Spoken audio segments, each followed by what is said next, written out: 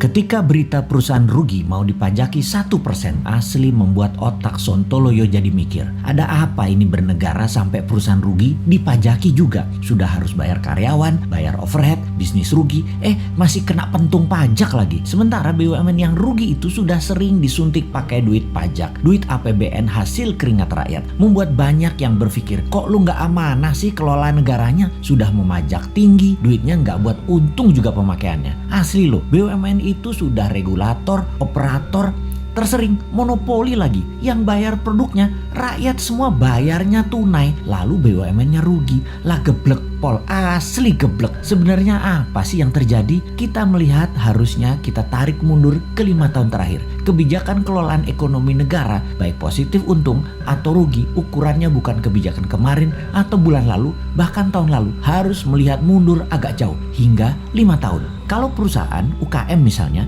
bisa terlihat langsung sebuah kebijakan bulan lalu membuat perusahaan untung atau perusahaan rugi, bisa langsung terlihat. Keadaan ekonomi negara saat ini kita melihat faktanya adalah uang kering. Faktanya adalah uang yang beredar hanya 44% dari PDB. Banyak orang menahan uangnya untuk tidak muter. Ini sudah kejadian lama, melambat dan melambat. Ekonomi turun karena keringnya uang beredar. Kita bandingkan dengan negara lain. Jepang saat ini uang beredarnya 120% dari PDB. Tiongkok 250% dari PDB. Amerika 200% dari PDB. Gini deh, kita kasih info tambahan lagi. Di Tiongkok yang transaksinya pakai non tunai itu 2 kali PDB Tiongkok yang 13.000 billion dolar. Sebanyak 26.000 billion dolar transaksi non cashnya. Indonesia hanya 6% dari PDB yang 1.000 billion tersebut. Hanya 60 billion. Langit dan dasar bumi perbandingannya. Gitulah kira-kira kita membandingkannya. Kemudian pajak mau naik 5%. Ada tax amnesty jilid 2 lagi rencananya. Waduh bos,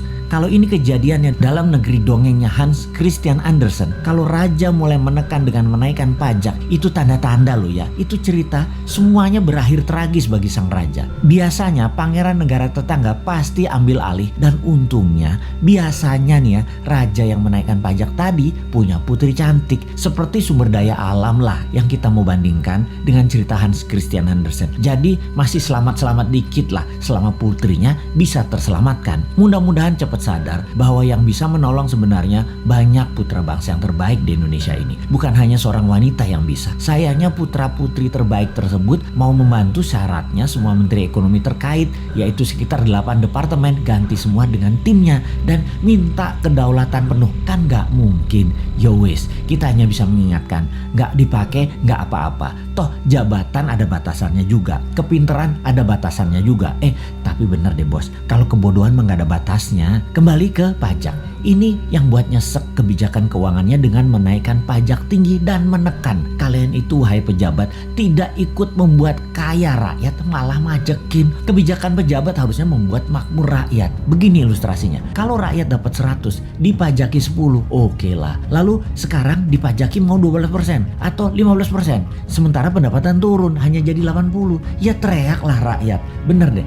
Kalau karena kebijakan yang bijaksana, rakyat dari 100 jadi 130, jadi 150, diambil 15%, ya nggak apa-apa juga. Begitu loh menjadi pejabat. Kebijakannya menghasilkan manfaat baik. Sekedar mengingatkan lagi, pendukung pejabat saat ini terbanyak dari bisnis properti dan batu bara. Lalu 5 tahun ini properti setengah mati, bahkan sebagian sudah mati suri. Cash beredar rendah, kredit bank buat beli properti dibatasi, perkantoran dan mal lengang karena pembatasan gerak manusia. Pariwisata dunia belum jalan baik ke Indonesia. Lengkap sudah penderitaan pemain properti di Indonesia. Dulu dibantu, sekarang terlupakan. Piye toh bos, jadi banyak yang merugi.